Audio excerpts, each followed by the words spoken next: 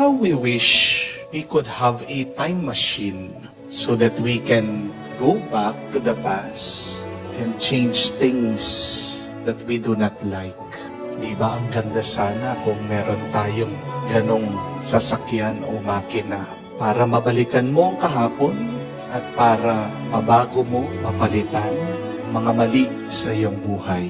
Siguro kung meron ka lang time machine, yung iba po sa inyo ay babalik sa nakalipas at hindi na pipiliin yung kanilang mga asawa. Pipiliin na lang yung iba na nandigaw sa kanila na mas mabait, mas masuyo, mas gwapo, at mas mayaman pa. Kung may time machine lang, siguro yung iba din sa inyo, hindi na nag-invest dyan sa nakita sa internet o hindi na nagbigay ng pera, pinagkatiwala sa mga tinuring pa naman nilang kaibigan. Kung maibabalik lang ang kahapon, sana may pera ka pa ngayon. Hindi na ubos, hindi na wala, hindi na sayang yung pinagpaguran mo. Kung may time machine lang, siguro yung iba din babalik sa nakalipas nung buhay pa yung kanilang mga minamahal. Hindi sana nila sinayang yung oras na makasama ang kanilang mga minamahal. Hindi sana nila binigyan ng sakit ng loob. Inubos sana nila yung oras kung saan naging masayang-masaya sila. Kung maibabalik lang kahapon, sana nakasama natin muli ang ating mga minamahal na hindi na natin kasama ngayon at naging napakasaya natin. How we wish we can go back to the past and undo the mistakes and the wrongs. But this is the reality. We cannot go back to the past. We can only go back to the past through our memories. But physically, it is impossible. And even if we go back, we can do nothing. You go back, you reminisce, you remember, you rehearse, you're just wasting your time. And you're just adding more pain and suffering to your life. Kaya nga yung mga iba na nabubuhay sa nakalipas, nabubuhay na may galit at pagsisisi. A lot of us do that. We go back to the past. And what do we experience? Resentment and regrets. Amen? But instead of going back to the past, living with your resentment and regrets, there is a better way to live. And what is that? To live in the present, looking forward to the future with gratitude and hope. Kung hindi ka man makabalik, hindi mo maiayos yung iyong nakalipas, stay in the present, manatili ka sa kasalukuyan, and try to live this life better today than yesterday. I want you to remember this, my dear friends, that if you did not make the right decision, you can still make your decisions right. Kung hindi ka man nakapili ng mabuti sa nakalipas, gawin mo mabuti ang iyong mga pinili. Yan po yung ating narinig sa unang pagbasa. Dati, binigyan ng batas ang mga Hudyo sa mga pwede nilang kainin at sa mga dapat nilang iwasan na kainin. Ang tinatawag nila dito ay mga malilinis at hindi malilinis na pagkain. Pero narinig niyo naman po kung paano nagpakita ng isang vision ang Panginoon kay San Pedro. Sinabi ng Diyos sa kanya na wala siyang ginawang marumi. And God permitted that every animal can be consumed. It is good to eat. See, God makes right the law. Itinama yung batas. At ganyan din naman yung ating narinig sa Ebanghelyo. Sinasabi ng ating Panginoon na siya po ay ang pintuan. Ang mga hindi pumapasok sa pintuan ay mga magnanakaw.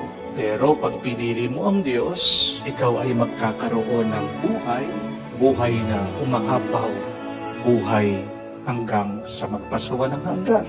Pero meron pa rin mga iba hindi pinipili na pasukin ang pintuang ito.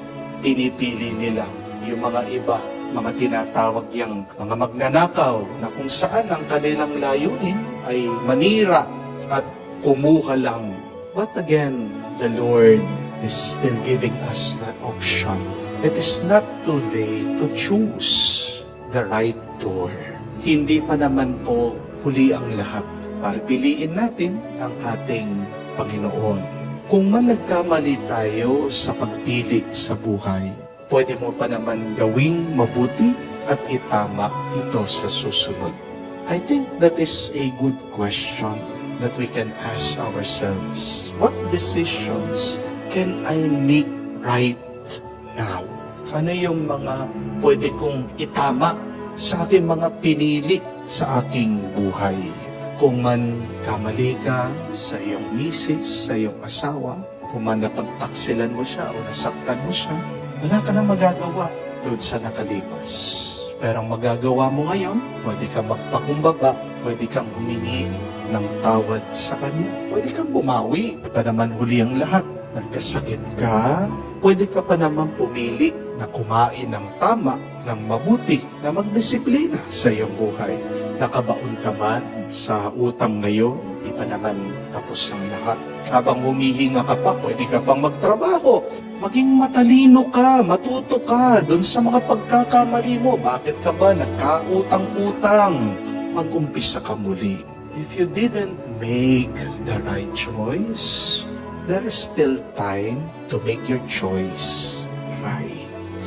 Do not say, my dear friends, that you do not have a choice. Not to choose is already a choice. Pinipili mo pag hindi ka pumipili sa buhay mo. We always have a choice in life. And the choice in life is very simple. Tayo lang naman yung nagpapakomplikado sa buhay natin eh. The choice is always about the good and the bad. You can choose today to love or be angry. You can choose unity or division. You can choose to hope or be frustrated. You can choose to give or be selfish. You can choose to give up, surrender, or to continue fighting. You can choose to believe or to doubt. We can choose to follow the Good Shepherd or to leave God and follow robbers or thieves in this life. Remember, my dear friends, that everything in your life is a reflection of the choices you made. Yung nararanasan mo ngayon, bunga yan, lahat ng iyong pinili sa iyong buhay. Huwag mong sisisihin yung ibang tao sa iyong kalagayan. Kaya nandyan ka kasi meron kang pinili. Pero huwag kang maging biktima ng iyong mga pinili sa iyong buhay. Kung gusto mong mag-iba ang kalagayan ng buhay mo, dapat ibahin mo ang mga pinipili mo. So huwag mo lang suriin yung iyong kalagayan. Suriin mo, balikan mo, tignan mo, ano ba yung mga pinili ko? At paano ba ako makakapili ng mas mabuti sa susunod? May palagi pong nagme-message sa akin ngayon. Naiintindihan ko naman na walang makausap, nag-open up. And I'm very patient reading all of her text message. Sobrang haba po. Hindi na nga ako makapag-reply kasi nagre-reply ako pero na naman naglabas.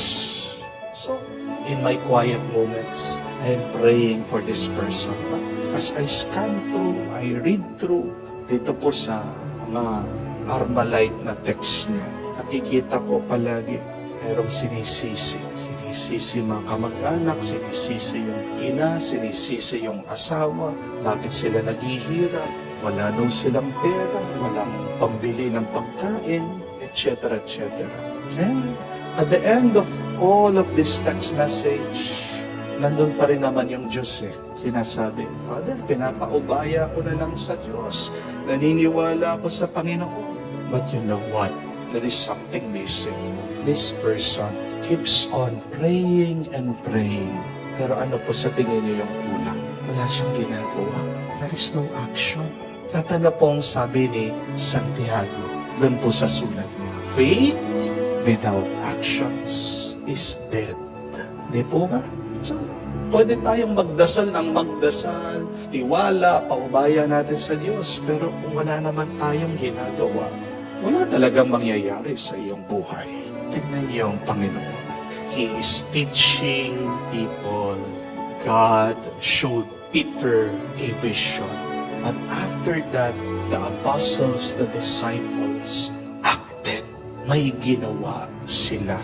Kumilos sila. May pinili silang gawin. Hindi mo naman itatapon yung mga magulang mo eh. Naiinis ka na dyan, kulit na. Hindi mo naman mapapaampon yung mga anak mo. May tataboy mo ba yung mga anak mo? Sumasakit ng ulo mo sa kanila.